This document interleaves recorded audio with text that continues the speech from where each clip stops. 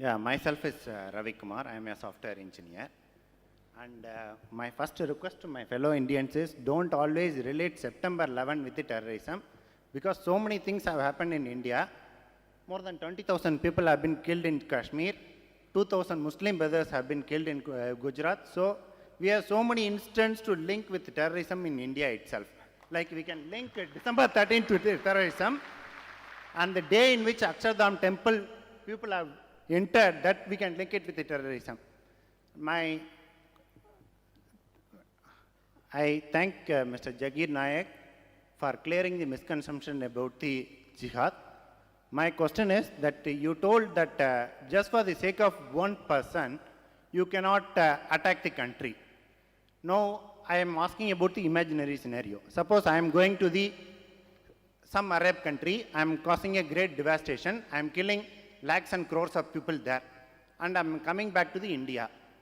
And the country is giving a proof to me, proof to Indian government, stating that this person has caused the devastation. And the Indian government is repeatedly telling that proof what is given by you is not valid. And that proof is being shared with the other countries. They all agree. And suppose the country repeatedly is not ready to surrender me, then what is the action that particular country has to take? I have not completed. And another thing is the proof of that country is previously also when that kidnapped plane entered that, they encouraged the kidnappers, they allowed the terrorists who have come in that plane to escape out of the country. If that is the status of the country, then what is the action that particular country has to take it? You are telling, suppose I have come, after causing a devastation, I have come back to India, Indian government is not ready to surrender me, and the proofs have been given, and Indian government is repeatedly telling the proof what you have given is not valid. What is the action that country has to take? The brother has asked a very good question, and a very relevant question, a very good analogy between what's happened 11 September again, though he came back to 11 September. Analogy is very good, that he as a person goes and crosses an Arab country, kills thousands of people, devastation comes back, and the Arab country gives proof to the Indian government does not accept. Mullah Omar, again, he's not my friend, he told USA, give me proof, and the USA government could not give proof. They shared it with Tony Blair. They shared with Musharraf. Musharraf is saying that I have got enough proof. I have seen the proof. When you're asking the Afghanistan government to give the culprit, the Afghanistan government is telling me at least give us proof, and they could not give proof to Afghanistan government, and they're sharing it with Tony Blair. It is illogical. That means there's something fishy in the proof. Till today, Osama bin Laden is prime suspect. It's only hypothesis. The proof should be solid proof. And if they had given solid proof that Osama bin Laden had done it, Afghanistan had to hand over Osama bin Laden. Which they didn't do. If you do something to the Arab country, an Arab country gives proof, and if Indian government objects, then you can go to the International Court of Law. Where is the International Court of Law taking place in case of Osama bin Laden? Where is it? Where is it? There are international guidelines. Do you know the rule of international guidelines? If suppose there is an extradition policy between the foreign countries. For example, if a person like India and UK have an extradition policy, if any criminal of India does a crime and goes to UK, they can ask for the criminal back. And one of the examples is Nadeem.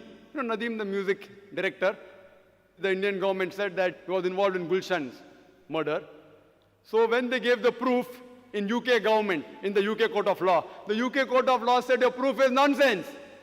They sued the government, Indian government. Indian government had to pay the charges of the advocates of Nadeem. Enough proof they gave. They didn't agree. They say your proof is not valid. Did India wage a war against UK? Why didn't they wage a war? Why didn't they wage? But the Indian government gave proof at least. There, USA didn't give proof to Afghanistan at all. So even now, if you go to a Saudi land or any Arab land, and if you do something, and if Saudi Arabia gives proof here that you are the culprit, even if the Indian government doesn't agree, Saudi government or any Arab country cannot bombard the 1 billion Indians. It doesn't give permission.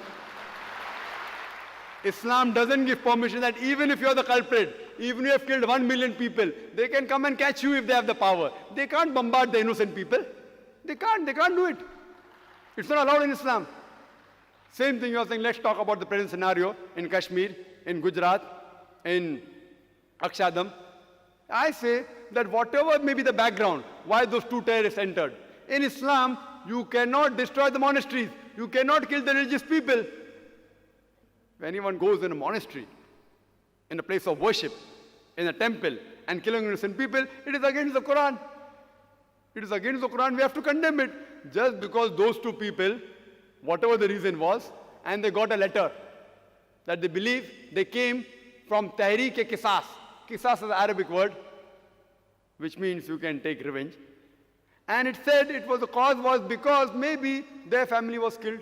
Even if their family was killed, they have no right to kill 44 people.